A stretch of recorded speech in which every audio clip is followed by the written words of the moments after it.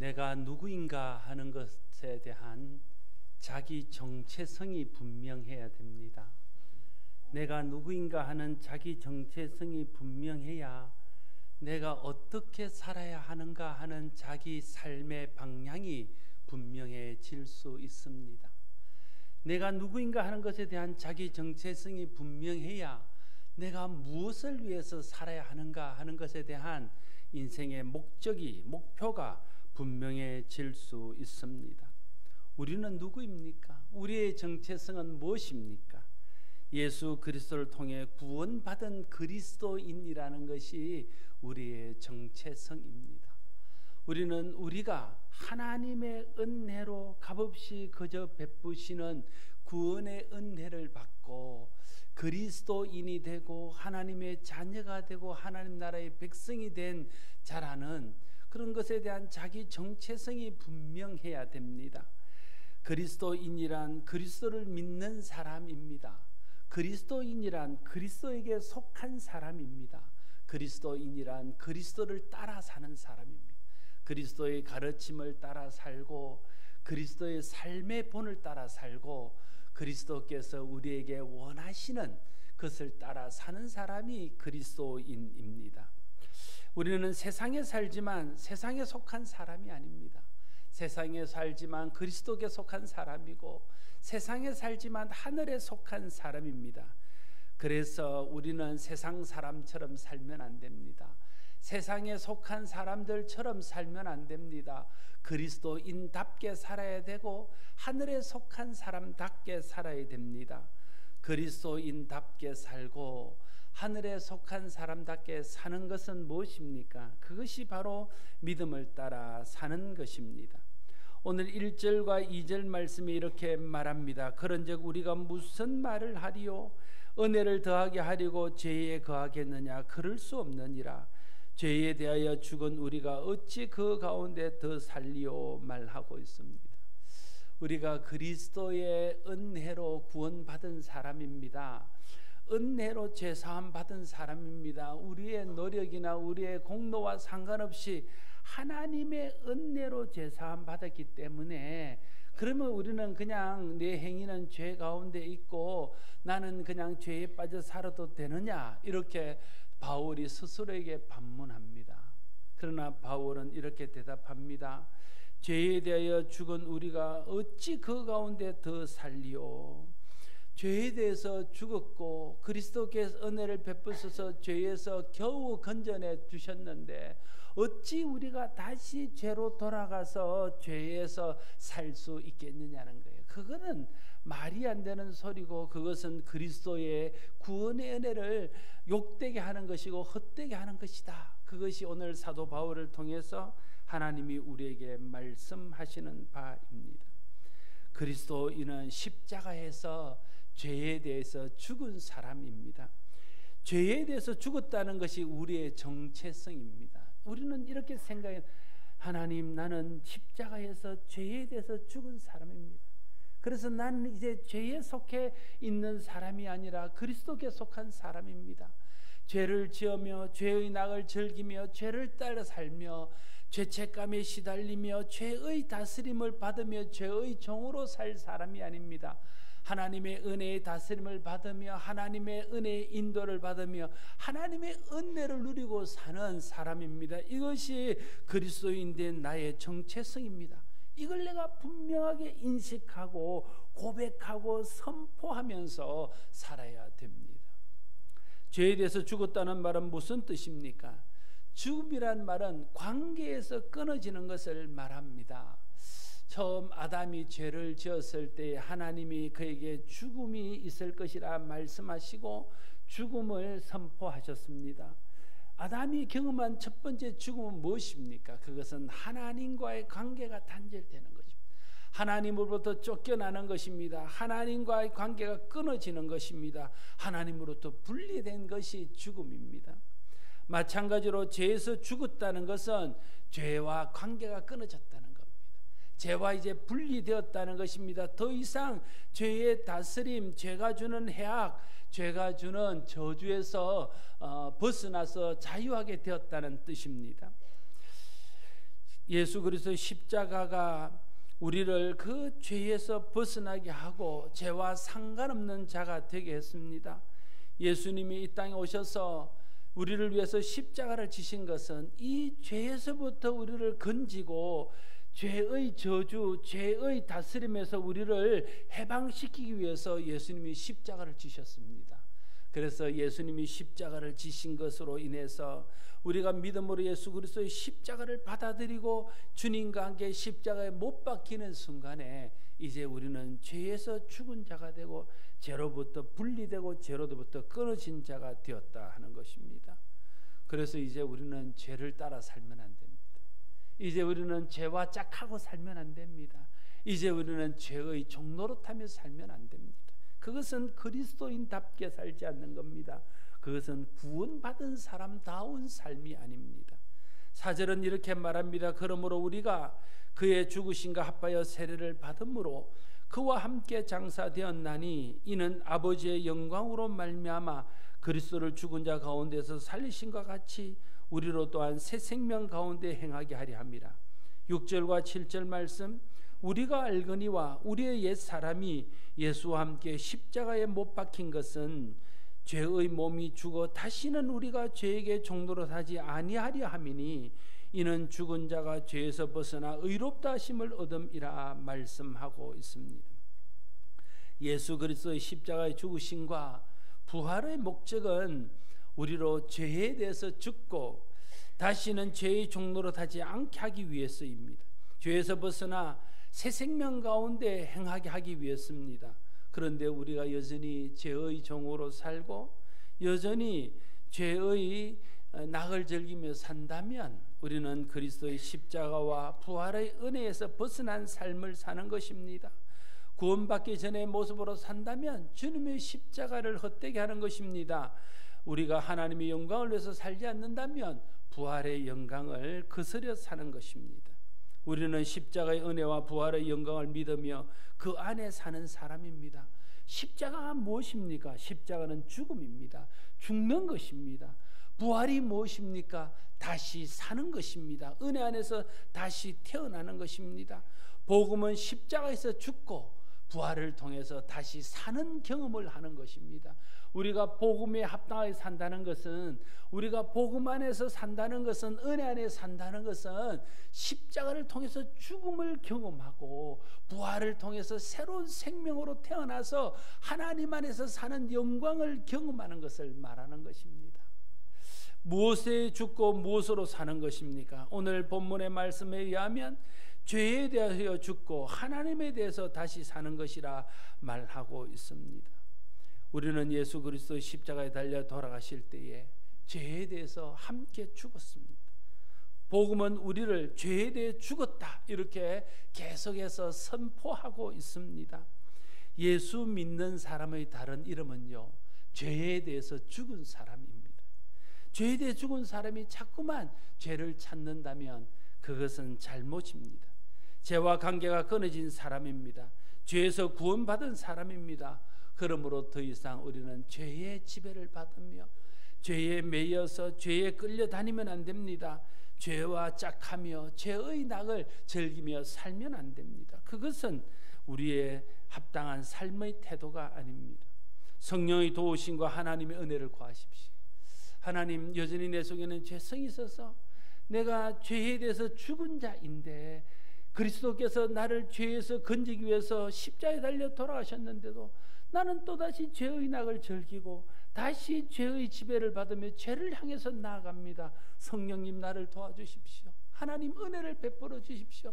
내가 죄에 대해서 죽은 자인 것을 인식하게 하시고 깨닫게 하시고 그것을 생각하면서 그것을 내 삶에 적용하면서 죄에서 떠난 삶을 살 수 있도록 도와주십시오. 하나님의 은혜를 구하고 성령의 도우심을 구하며 피 흘리기까지 죄와 싸워야 합니다. 죄와 싸워서 이겨야 됩니다. 십자가를 믿는다는 것은 십자가에서 나는 죄에서 죽고 이제 십자가에서 나는 다시 살아났다는 것을 기억하며 사는 것입니다. 죄가 나를 지배하려 할 때마다 나는 죄에서 죽은 자임을 선포하고 죄의 지배에서 벗어나는 것이 믿음으로 사는 것입니다. 저와 여러분이 하나님의 은혜 주심과 성령의 도우심 안에서 이렇게 죄를 이기며 믿음으로 사는 성도들 되기를 바랍니다. 그리스도인은 죄에 대해서 죽고 하나님에 대해서 사는 자입니다. 11절 말씀이 이와 같이 너희도 너희 자신을 죄에 대하여 죽은 자요 그리스도 예수 안에서 하나님에 대하여 살아있는 자로 여길지어다 말씀하고 있습니다. 구원받은 사람은 죄에 대해 죽은 자일 뿐 아니라 하나님에 대해서 산 자입니다. 우리는 예수 그리스도의 십자가를 믿고 받아들이는 순간에 죄와 상관없고 죄의 저주에서 벗어난 죄에 대해서 죽은 사람이 되었습니다. 그리고 예수 그리스도의 부활을 믿고 믿음으로 받아들이는 순간에 하나님의 은혜 안에서 하나님 주시는 새 생명으로 하나님의 자녀로 하나님의 백성으로 그리스도에 속한 자로 다시 생명을 얻고 다시 사는 자가 되었습니다. 십자가에서 옛 사람은 죽었습니다. 저주 안에 태어나서 저주 가운데 살다가 저주 가운데 죽는 죄에 속한 옛 사람은 십자가와 함께 이제 죽었습니다. 예수님의 부활과 함께 우리는 거듭났습니다. 예수 안에 있는 새 생명으로 다시 살아났습니다. 하나님께 속한 자로 죽어도 다시 살아 영원히 사는 하나님에 속한 자로 다시 태어났습니다. 그러면 우리는 어떻게 살아야 될까요? 과거의 옛 사람처럼 죄를 따라 살면 안 되는 겁니다. 이제 다시 부활의 새 생명으로 살아야 되는 것입니다. 부활하신 주님처럼 부활의 영광 가운데서 부활의 은혜를 나누며 부활의 영광을 베푸신 하나님 앞에 감사하며 그것을 누리며 사는 삶을 살아야 되는 것입니다. 예수 그리스도 안에서 하나님의 사람으로 다시 태어난 사람에게는 다 공통적으로 사명이 있습니다. 그 사명이 무엇일까요? 예수 믿는 자의 사명은 하나님을 위해서 사는 것이 우리의 사명입니다. 나를 위해서 살지 않고 죄에 빠져서 죄의 낙을 위해서 살지 않고 하나님을 위해서 사는 것이 우리 모든 구원받은 사람들의 공통적인 사명입니다.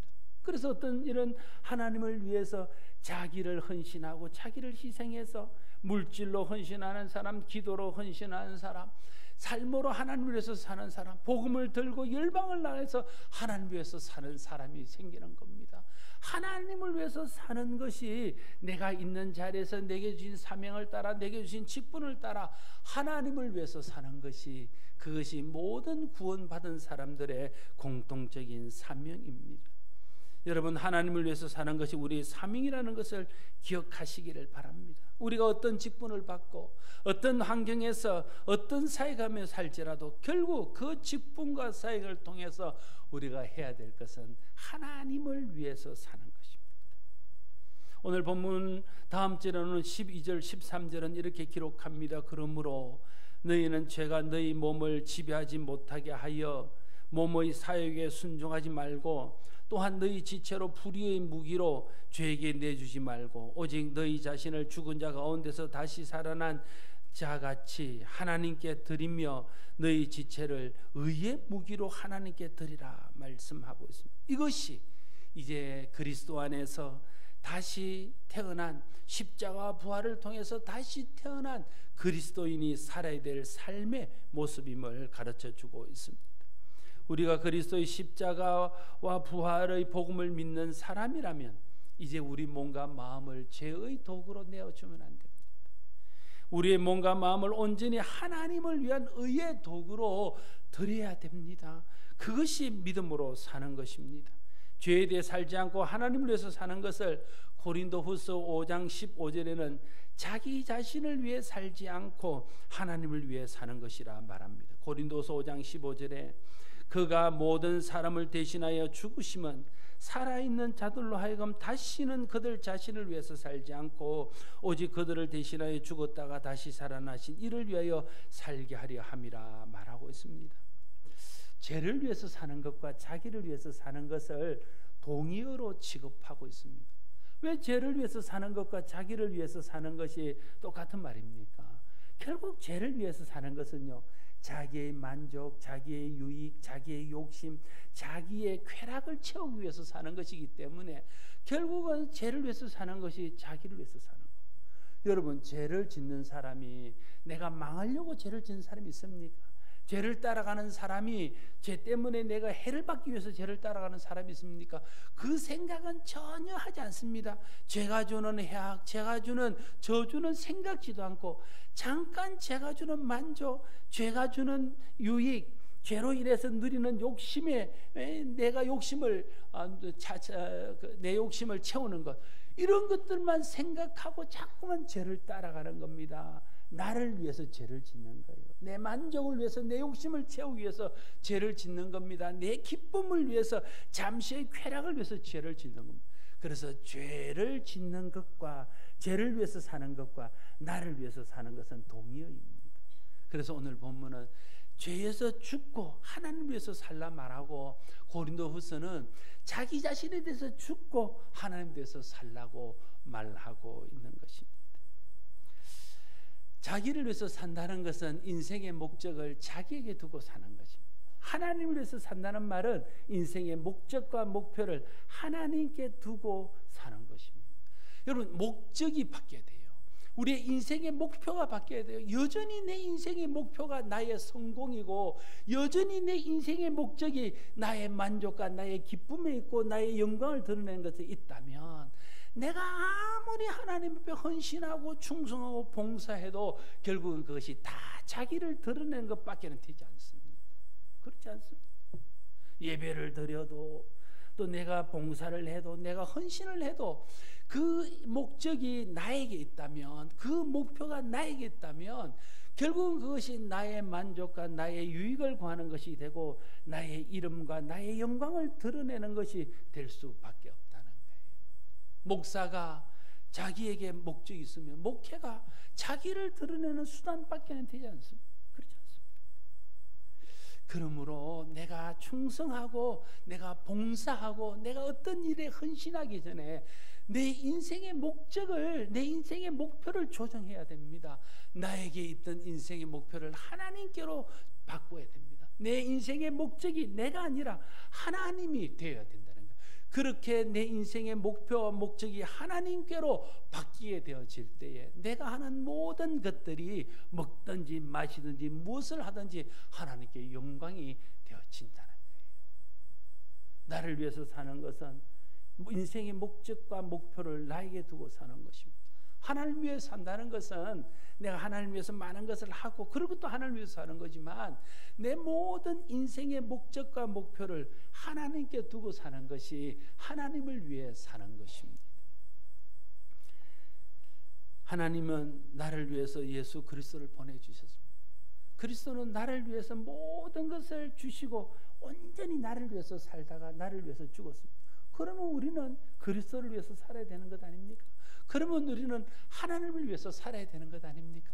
그런데도 여전히 은혜 받은 것 척도 없는 것처럼, 하나님이 나를 위해서 아무 일도 하지 않은 것처럼, 그리스도께서 내게 아무런 은혜도 사랑도 주지 않은 것처럼 여전히 나를 위해서 산다면 그 사람이 진정한 그리스도인이라고 부를 수 있겠냐는 거예요. 인생의 목적이 나에게 있는 사람은요, 잘해도 그건 축복이 아닙니다. 세상에서 그것이 잘 되어도 그것이 복이 아닙니다. 왜냐하면 잘하는 것, 잘 되는 걸 가지고 결국 자기를 자랑하고 자기를 드러내어서 하나님의 영광을 가리기 때문에 그렇습니다.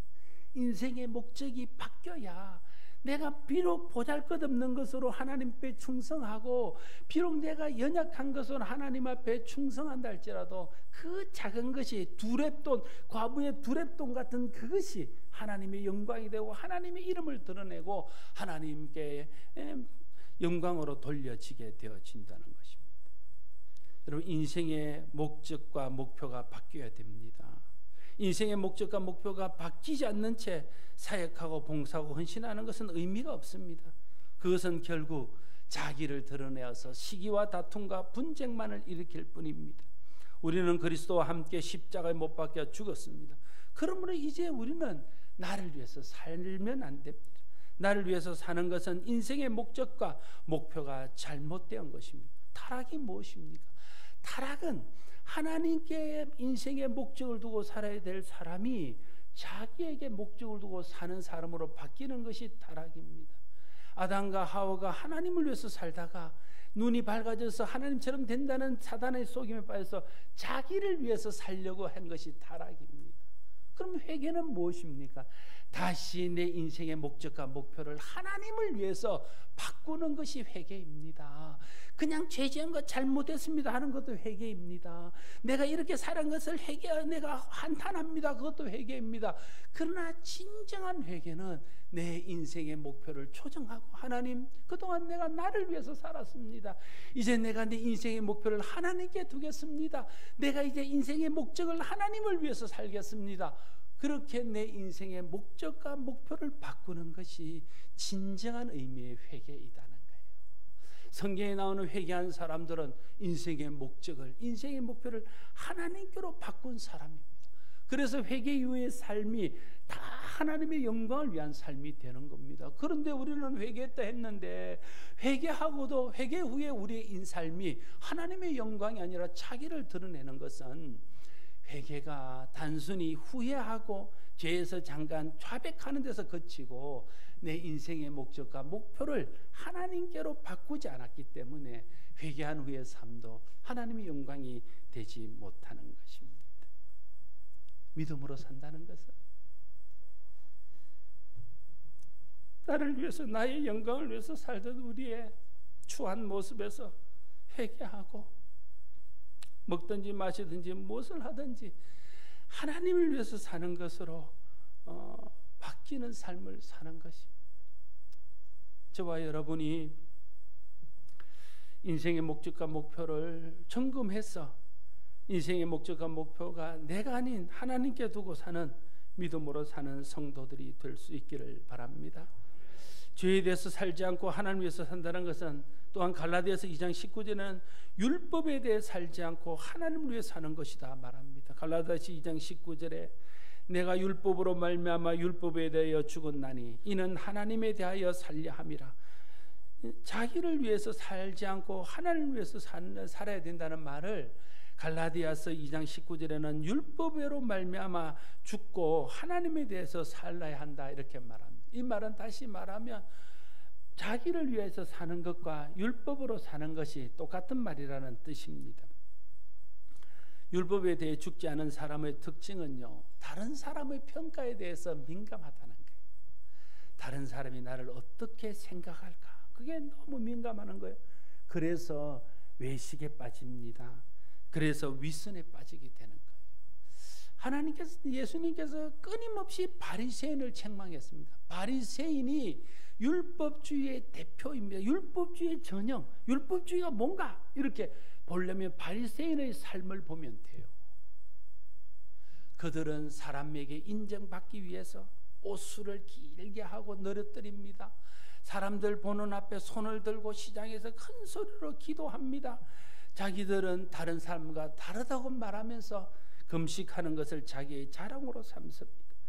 다 그런 것들이 사람들로부터 존경받고 사람들에게 좋은 평가를 받아서 결국은 자기가 높아지고 자기를 드러내기 위해서 하는 것이 율법주의였습니다. 내가 다른 사람을 율법주의에 빠지면 다른 사람의 평가에 대해서 민감해서 내가 위선에 빠지게 되지만, 또한 내가 율법주의에 빠지면 다른 사람을 평가하는데도 내가 민감하게 된다. 그래서 자꾸만 다른 사람을 정죄하고 내가 자꾸만 다른 사람을 비판하는데 빠지게 되는 것은, 그것이 내가 율법주의에 빠져 있다는 증거입니다. 율법에 대해 죽지 않으면 율법에서 평생 다른 사람의 평가에 대해서 민감하고, 또 다른 사람 평가하는데 민감해서 계속 형식주의, 위선에서 벗어나지 못하고 다른 사람을 비판하고 판단하는 데서 벗어나지 못하는 삶을 살게 될 것입니다. 그러면 그것이 나에게도 다른 사람에도 유익이 안 되고, 물론 하나님께 영광이 되지 않는 것은 두말할 나위도 없는 것입니다. 율법주의는 자기 힘을 의지하는 겁니다. 율법주의는 자기 의와 공로를 내세웁니다. 율법주의는 자기를 자랑합니다. 그래서 율법주의를 통해서는 자기가 드러납니다. 그러므로 죄를 따라 사는 것과 자기를 드러내어 사는 것과 율법으로 사는 것은 다 똑같은 말입니다. 그래서 성경은 죄에서 죽고 자기에 대해서 죽고 율법에 대해서 죽고 하나님에 대해서 살라고 말하고 있는 것입니다. 우리의 삶은 둘 중에 하나입니다. 죄에 대하여 살든지 하나님 위해서 살든지, 자기를 위해서 살든지 하나님 위해서 살든지, 율법으로 살든지 하나님 위해서 살든지 하는 것입니다. 사랑하는 성도 여러분, 우리는 그리스도 예수 안에서 하나님 은혜로 죄에 대해서 죽은 사람입니다. 자기에 대해서 죽은 사람입니다. 율법에 대해서 죽은 사람입니다. 십자가에서 죽고 이제 그리스도의 부활과 함께 다시 살아나서 하나님의 의의 생명으로 사는 사람입니다. 하나님의 나라 백성으로 사는 사람입니다. 그리스도인으로 사는 사람입니다. 하나님의 자녀로 사는 사람입니다. 신분이 달라졌어요. 우리의 삶이 달라졌습니다. 제가 신학교에 입학을 했을 때 참 당황스러운 일이 있었습니다. 신학교에 입학하고 얼마 안 돼서 며칠 안 돼서 신학기라서 이제 책을 사기 위해서 학교 안에 있는 서점을 찾아갔더니, 그래서 제가 책값을 내니 전도사님 얼마입니다 이렇게 말해요. 처음에 저보고 그런 줄 몰랐어요. 그래서 나는 다른 사람이 있나 돌려봤어요. 근데 나보고 하는 소리였어요. 신학교 들어가면요, 마땅히 부를 호칭이 없으니까 다 그냥 전도사님이라 불러요. 신학교 들어가니 며칠 안 됐는데 교회 사역도 하는데 전도사님이 그러더라고요. 막 당황스러운데 몇 번 들으니까 익숙해져요. 그래서 나도 다른 사람을 전도사님이라 이렇게 불렀어요. 근데 그렇게 부르고부터 내 생각이 바뀌기 시작해요. 삶이 바뀌기 시작해요. 밖에 나가서 함부로 행동이 안 돼요. 제가 신학교 들어서 얼마 안 돼서 아주 어려운 개척교회에서 좀 와서 도와달라고 해서 제가 개척교회에서 아주 어려운 개척교회에서 1년 정도 사역을 했습니다. 갔더니 목사님으로부터 모든 성도들이 나를 전도사님, 전도사님 그래요. 너무 어색하지만 그래서 이제 그때부터는 사람들 앞에서 전도사님으로 행동하기 시작했습니다. 모교에 갔더니요, 담임 목사님과 장로님들이 그전에는 나를 막 함부로 대하던 분들이요, 전도사님, 전도사님에서 나한테 막 어색하게 대하기 시작하는, 나도 막 어색하고 그분들도 어색하고 어쩔 바를 모르겠어요. 그런데 이상한 변화가 일어났어요. 제가 친구들을 만나도 어디 나가서 행동해도 이전처럼 행동을 못해요. 자꾸만 내가 전도사라는 게 의식이 되고요, 전도사라는 것 때문에 옛날에 전도사 이전에처럼 사라지지가 않더라고요. 전도사님으로 자꾸만 사라져요. 물론 연약하고 물론 실패도 하지만 그러나 내 생각과 의식이 그렇지, 나는 전도사지, 이게 떠나지 않아요. 어디 가도 내가 전도사인데 이렇게 해서는 되나, 이런 생각이 나를 지배하는 겁니다. 그게 옛 사람이 죽고 새 사람으로 다시 태어났다는 말이죠. 율법으로 죽고 자기에 대해서 죽고 죄에 대해서 죽고 하나님에 대해서 다시 살아났다는 것이 그런 것입니다. 이제는 더 이상 옛날처럼 살면 안 된다는 거예요. 나는 옛날처럼 살면 안 되는 사람이 되었다는 거예요. 이제는 하나님의 영광을 위해서 사는, 하나님을 위해서 사는 사람으로 바뀌었다는, 신분이 바뀌었다는 거예요. 그래서 우리의 삶도 그렇게 바뀌는 것이 당연하다는 것입니다. 그러나 우리 속에는 죄성이 있습니다. 끊임없이 죄가 나를 괴롭힙니다. 우리 속에 있는 죄성이 끊임없이 나를 드러내기를 소원합니다. 우리 속에 있는 죄성은 자기 사람들을 의식하고 좋은 평가를 받으려고 그러고 다른 사람을 비판하고 판단하는 일에 계속해서 우리의 생각들이 쏠리게 만듭니다. 그래서 성령의 도우심이 필요합니다. 성령의 은혜가 필요합니다. 하나님 도와주십시오. 나는 죄에 대해서 죽은 사람입니다. 다시는 죄로 돌아가서 죄에 매여 살지 않게 해주십시오.